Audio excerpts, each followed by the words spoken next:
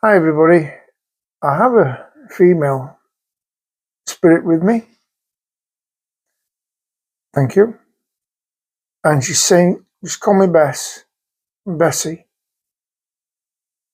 okay?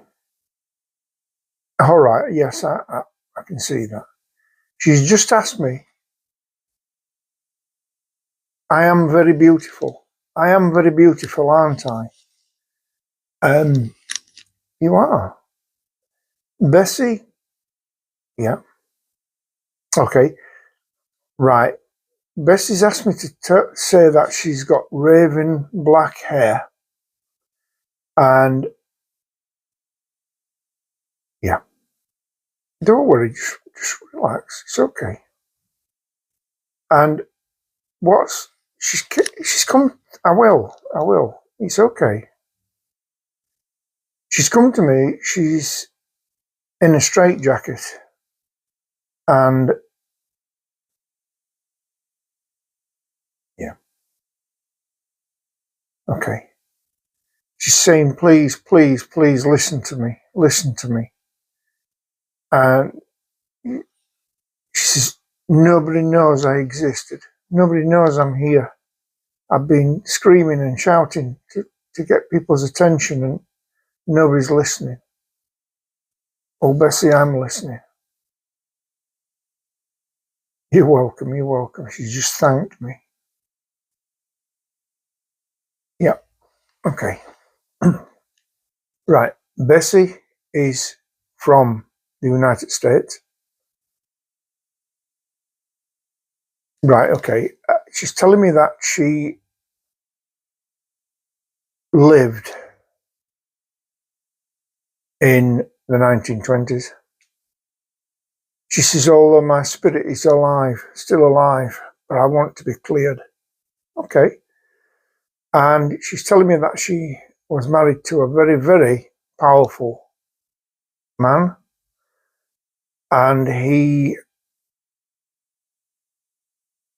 yeah.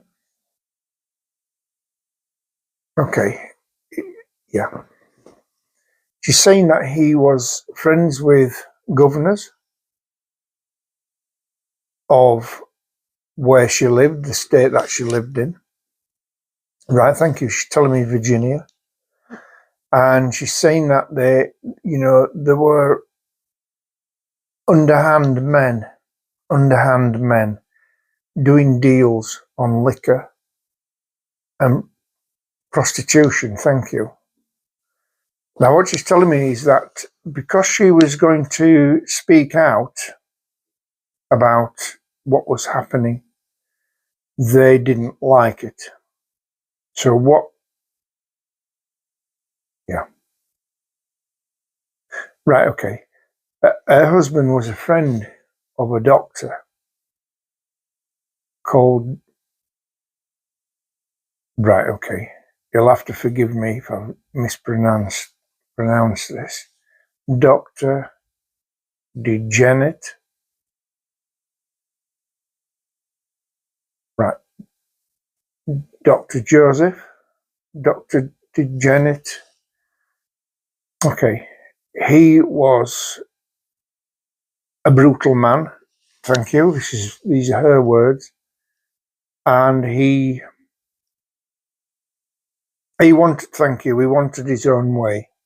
And he wanted his own private hospital where no prying eyes could see. Okay.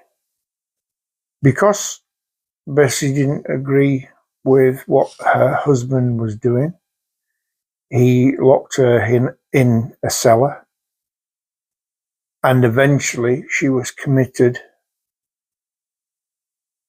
Right, okay. Her husband had her committed with the help of his friends and Dr. DeJeanette to a mental asylum.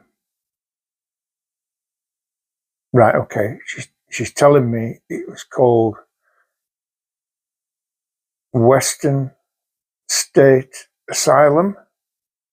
Yeah, okay. And she's saying that she was forgotten about, to be honest. She says, I went in there, she says, I knew I would never come out alive. And she's telling me that she's actually buried in the grounds, and she was buried on the stroke of midnight.